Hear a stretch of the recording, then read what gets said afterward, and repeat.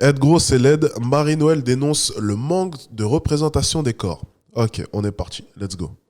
Grosse et laide, à 11 ans, c'est le cœur de ta vie. Parce que à l'école, on me le disait. À la maison, on me le disait.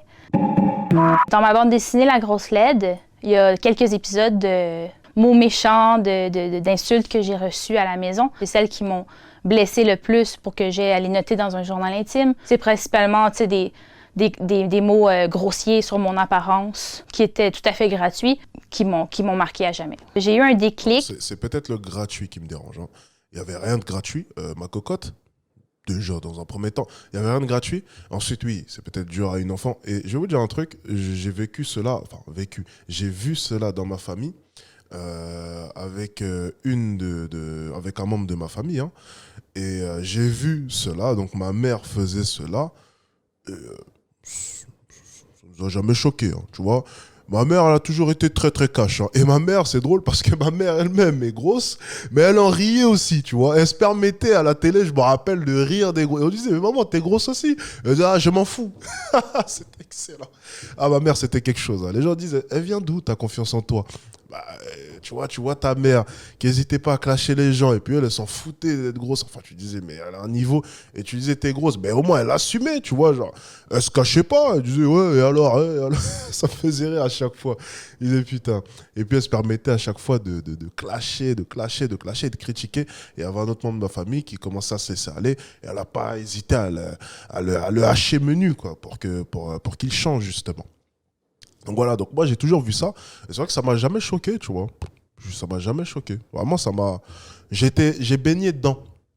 Maintenant, je peux comprendre la dureté des mots. Je peux comprendre que ça peut laisser des séquelles chez certains enfants. Mais c'est vrai que moi, de mon côté, j'ai été élevé à la dure. Et on m'a appris tu reçois des coups, que ce soit des coups, des coups physiques ou bien des coups au niveau du mental, quoi. Tu te fais critiquer, on t'insulte, on te frappe. Voilà. Moi, j'étais en plein dedans. J'étais baigné en plein dedans.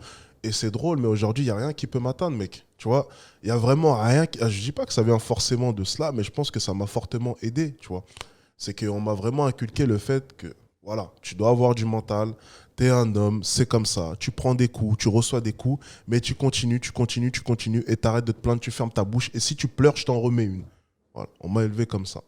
Et ma mentalité, elle est comme ça. Je ne dis pas que c'est une belle mentalité, je ne dis pas que c'est une belle façon d'élever un enfant, j'en ai aucune idée. Mais en tout cas, je suis très très fier de cette éducation parce que ça m'a empêché de me victimiser toute ma vie et de faire qu'avancer. Aujourd'hui, j'ai 23 ans, je gagne super bien ma vie. J'avance, les gens me critiquent, les gens m'adorent, les gens m'insultent, ça ne peut même pas me toucher, ne serait-ce qu'un peu. Et ça vient sûrement de là, de cette éducation que j'ai eue. Alors bon, maintenant, je suis pas totalement bête, je sais qu'on n'a pas tous eu la même éducation, et je sais que par exemple, cette jeune fille n'a peut-être pas été éduquée ou bien n'a peut-être pas appris à encaisser les critiques et je peux totalement comprendre que ça ait laissé des séquelles pour elle. Maintenant, de là à dire que ce n'était pas justifié, je n'en suis pas si sûr. Et je pense sincèrement que si par exemple ses parents ou peu importe ont à un moment donné émis une critique vis-à-vis de son physique, c'était pas forcément que pour le clash, ça reste tes parents. Si tu penses sincèrement que tes parents ont voulu à un moment donné te clasher pour te traumatiser, c'est que tu te voiles la face. Ils ont peut-être été durs, c'était peut-être pas la bonne manière, mais je pense que c'était justifié et que ça partait d'une bonne intention. Ça, il faut le reconnaître. Donc encore une fois, non. Pas justifié, non. On continue.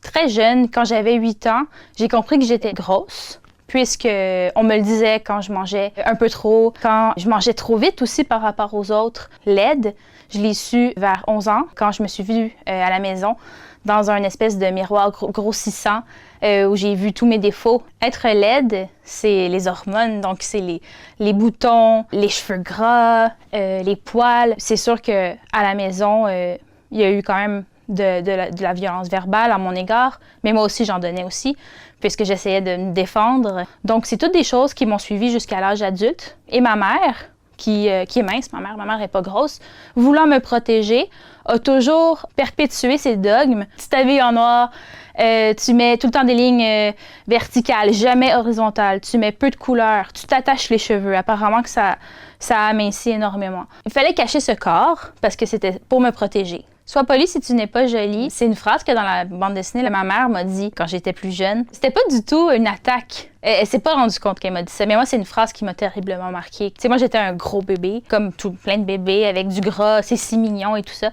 Puis, tu sais, on associe un bébé gras à la santé, en fait. C'est sûr que ça commence absolument dans le plus jeune âge, mais c'est aussi une espèce de grossophobie internalisée qu'on voit quand on joue au Barbie avec les mêmes corps de toutes nos poupées. Tout ce qui m'entourait était pareil, jamais comme moi. Donc, je pense qu'on le comprend assez jeune et on se trouve gros et laid assez jeune aussi. Mon père, en fait... Ça, c'est sûr. Ça, c'est sûr, ça, c'est sûr, ça, c'est sûr. Et puis même, comme je le disais souvent, les enfants sont les pires à ce niveau-là. Les enfants sont les pires. Les enfants sont souvent très, très cash. Hein. Je me rappellerai toujours, il y avait en primaire, en CP. Comment elle s'appelait, là? Oh, on lui a fait la misère, la pauvre. Oh. Franchement, on était vraiment des... Déjà, à l'époque, j'étais pas gentil. Hein. Amandine. Oh là là là là, elle a pris cher. Amandine la grosse. En plus, elle avait un prénom qui, je ne vais pas dire son nom de famille, mais Frites, en fait. Frites. Donc, c'était pas son nom de famille, hein, mais ça ressemblait à Frites. Donc, en fait, petite blague. Amandine Frites. Ouais, on était cons. On n'hésitait pas. Et puis moi, de mon côté, moi, je me faisais terminer aussi. Hein. J'ai en vert. Combien de fois est-ce que je l'ai entendu en primaire? Mais tu vois, c'est bien parce que moi, le géant, tu vois, ma mère, elle me le disait déjà. Et puis ma mère, elle disait, oui, ton crâne. Elle disait quoi? Elle adorait me dire ça quand j'étais petit. Quand elle voulait me terminer, elle disait, ton crâne, on dirait un TGV. Elle disait quelque chose comme ça. Comme le tramway, voilà. Ta tête comme le tramway. Voilà, exactement. C'était ça son insulte. Ça me rappelle ma jeunesse. La tête comme un tramway. Elle aimait bien dire ça. Elle me critiquait sur la grosse. C'est vrai que j'avais un crâne plus développé que mon corps à cette époque-là. Et puis j'étais déjà super grand, qu'on m'appelait géant vert ou bien peu importe les appellations. Mais c'est drôle parce que moi, ça me faisait rire. Parce que chez moi, on m'avait appris à rire de tes défauts. Quand ma mère me disait tête comme un tramway, mais mes sœurs, elles rigolaient. Voilà, parce qu'à cette époque-là, j'avais que des sœurs, mes sœurs rigolaient, et puis moi, ça a commencé à me faire rire, tu vois, au début, tu te vexes, et puis ensuite, tu trouves ça drôle, et puis tu vois que ta mère rigole d'elle, et puis tout le monde rigole un peu de soi, et puis on se critique, mais tout. Et puis tu te dis, ok, ça va, on fait comme ça. De toute façon, voilà, elle le dit, pas forcément méchamment, elle le dit comme ça. Ok, j'accepte. Et du coup, quand tu arrives à l'école primaire, et puis on dit j'ai en vert, t'en rigoles. Et puis tu vois, à cette époque-là, c'est drôle parce que tu penses que le fait que tu sois grand est un défaut. Donc en fait, je me rappellerai toujours, il y avait une enflure. Ah, je vais vous raconter ma vie. Ouais, parce que bon, elle est dans le cliché classique du déni, hein, sûrement. Je sais pas ce qu'elle raconte. Bon, pour l'instant, ça va encore, ce qu'elle est en train de raconter. Je vous raconte ma vie. Il y avait un petit qui s'appelait Augustin. Tous ceux qui étaient à l'école primaire avec moi, si jamais il y en a qui passent, il y avait un petit qui s'appelait Augustin. Il avait la cote avec les filles. Il était petit. Il avait la cote avec les filles, cette enflure. Oh, il m'énervait, mon ami. Et moi, c'était grand, géant vert. Et en fait, à l'école primaire, les grands n'avaient pas la cote. C'était comme ça. Quand t'es grand, allez, va sur le côté. J'étais en CP, je faisais déjà la taille des CM1. On voulait pas de moi, mon ami. Je me rappellerai toujours. Les Alexia, les Chloé, là. Hein, je me rappelle. Oui, parce que, ah oui, j'ai une très bonne mémoire. C'est-à-dire que je me rappelle de tous les animateurs, tous mes maîtresses, tous mes professeurs et de tous les gens avec qui est-ce que j'ai fait mes cursus scolaires. C'est-à-dire que j'ai jamais oublié. Là, je croise dans la rue un animateur de primaire, je le reconnais tout de suite. J'en ai reconnu en plus il y a pas longtemps, Olivier. Coucou à lui. Je me rappelle de toutes mes maîtresses, je me rappelle de tous mes professeurs, de tous mes surveillants, que ce soit à partir de primaire, hein, primaire, collège et lycée. Et il y avait Alexia, Chloé, je trouvais jolie, tu vois, Chloé, une petite beauté un peu indienne, et puis Alexia, une petite blonde stéréotypée bobo, qui était pas mal. Tu vois, je me disais, putain, j'aimerais bien. Eh ben non, il y avait qu'Augustin qui pouvait. Hein? Il y avait qu'Augustin, je me rappelle encore. Ah, c'était chiant. Et puis tu vois, à cette époque, je pensais que le fait d'être grand, ça allait jamais m'aider durant ma vie. Je ne savais pas comment est-ce que j'allais faire. Putain, fait chier, les filles, elles aiment pas les grands. J'en avais pris conscience à cette époque-là. Hein. Enfin, j'avais cru en prendre conscience parce qu'en fait, c'était faux. Enfin, ça s'est avéré être faux au fur et à mesure. Et en fait, tu te rends compte que plus tu grandis, plus tu montes les échelons, en fait, plus le fait d'être grand, ça devient un avantage. Et à la fin, lorsque tu arrives au lycée, et que je rentre en centre de formation, du coup, basketteur, hein, donc voilà, centre de formation, à mes 15 ans. Là, j'ai compris qu'en fait, être grand, les filles ont commencé à aimer ça. Et après, quand tu sors du lycée, tu te rends compte qu'en fait, faire 2 mètres, euh, ça te donne quand même des grosses facilités. Alors que au retour à l'école primaire, c'était compliqué. Tu vois, comme quoi à l'époque, j'avais eu raison d'en rire, tu vois. Donc bon, c'était la petite histoire. Alors on reprend. Il est gros aussi. Lui-même a été intimidé quand il était enfant, probablement à l'adolescence aussi, et il a reproduit une certaine forme de violence que moi, je ne voulais pas reproduire. Dans mes journaux intimes, j'avais beaucoup de phrases je m'haïs, je m'haïs, je m'haïs, je m'haïs. Puis il y en avait que le papier était déchiré tellement que j'avais pesé fort avec le crayon. Pour m'en sortir, il y a plusieurs étapes. La première, c'est sûr que c'est d'avoir fait une bande dessinée. Il n'y a rien de plus thérapeutique. Tu vois, elle aurait été élevée par ma mère. Mais elle aurait été tranquille. Oh, t'inquiète pas. Elle aurait perdu, soit elle aurait perdu ses kilos, hein, parce qu'on lui aurait fait manger que des petits pois. Soit, crois-moi, elle aurait pas eu besoin d'écrire une bande dessinée, hein, parce que à l'intérieur, elle aurait été préparée pour les critiques, hein, t'inquiète pas. Fais un séjour chez moi, je pense que t'en ressors changé. Hein. Un truc qui m'a aidé aussi pour cesser d'avoir de la grossophobie. Par contre, j'aime bien ces dessins. C'est original, la manière dont elle dessine. Je sais pas, c'est spécial, mais j'aime bien. Tu vois, j'aime beaucoup. C'est mon avis, hein, je sais pas ce que vous en pensez, vous, mais moi, j'aime beaucoup. Envers moi-même, c'est de suivre des personnes grosses sur les réseaux sociaux, sur Instagram, des fat babes qu'on dit au Québec, des espèces de personnes grosses qui sont bien dans leur peau, qui vivent, qui dansent, qui font tout ce qu'une personne fait habituellement. C'est juste que cette personne-là est grosse, puis projette une image, une confiance en soi qu'on n'avait pas l'habitude de voir avant chez les personnes grosses. Les jeunes d'aujourd'hui, j'ai l'impression qu'ils sont plus ouverts, puis je crois que le changement va faire ça, va aller vers nos grands-parents. Et c'est pas le contraire. Je conseillerais aux jeunes qui vivent soit de la violence verbale à la maison ou à l'école, de l'intimidation. D'aller au fitness park, comme moi tout à l'heure. Tu sais, moi, ce qui m'a aidé, c'est de parler à quelqu'un. Je sais pas s'il y a quelqu'un de confiance au sein de la famille, à l'école. Ça peut être un professionnel. Pourquoi il y a personne qui dit à ces jeunes d'aller à la salle de sport? Là, je comprends pas.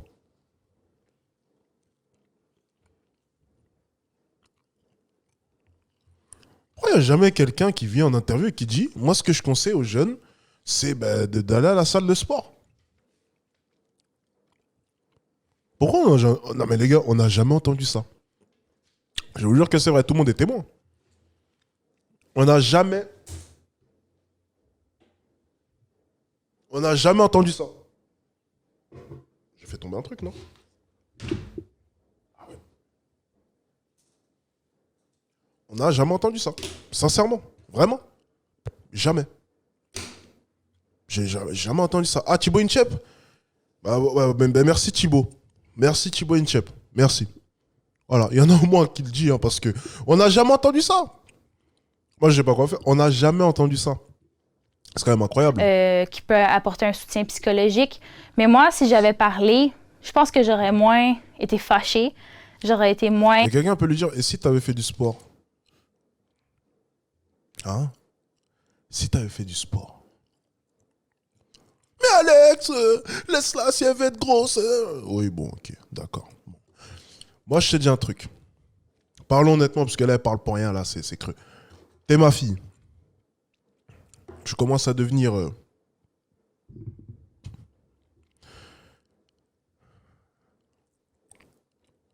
Tu sais ce que je vais te faire? Ma cocotte, tu vas souffrir.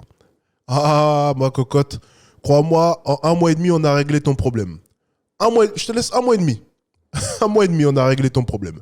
Oh putain. Alors là, tu vois, la semaine de l'enfer, là, chez les Navy Seals, tu vas voir ce que c'est. Ça va être pas mal. Dans la haine de moi, mais il aurait fallu trouver cette personne-là. Aujourd'hui, ce qui est drôle, c'est qu'en faisant la grosse LED, j'ai pris du poids. Puis, tu sais, avant, ça aurait été la fin du monde. Puis, j'aurais été tellement dans la haine de soi. Et là, en fait, je suis plutôt, OK, je suis grosse, ben, je vais bien m'habiller, je vais m'acheter des vêtements, me coiffer, parce que je suis belle, puis je suis grosse, puis c'est la vie. Donc, j'ai le droit d'exister.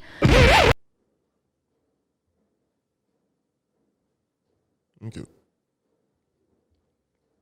Bon, écoute, chacun. On va me dire. Là, je vois déjà les gars venir. Mais Alex, laisse les gens vivre comme ils veulent. Oui, je veux bien. En fait, c'est pas que je veux pas que les gens vivent comme ils veulent. Hein. C'est pas ce que je dis. Hein. Attention. Parce que les gens pensent souvent que je veux dicter forcément la façon. Non, je dis pas ça. C'est pas ça que je dis. Je parle du fait qu'en fait, elle véhicule des messages. Est-ce que vous comprenez la subtilité? Elle reste dans son coin et elle pense comme elle veut. Il n'y a pas de souci. Mais à partir du moment où elle se met sur Internet et elle veut véhiculer un message, là, moi, de mon côté, j'ai droit d'intervenir. C'est ça la subtilité avec les gens qui disent « Mais Alex, les gens doivent vivre comme eux, ils font ce qu'ils veulent. » Je m'en fous. Elle est venue sur Internet, laisse-moi commenter, parce que du coup, ça véhicule un message, selon moi, qui est merdique. Je suis désolé. Voilà. Ah, mais Alex, t'es vraiment un connard. Oui, je suis un connard. C'est exactement ça. Et je ne veux pas de ce message. Voilà. Je l'ai décidé, c'est comme ça.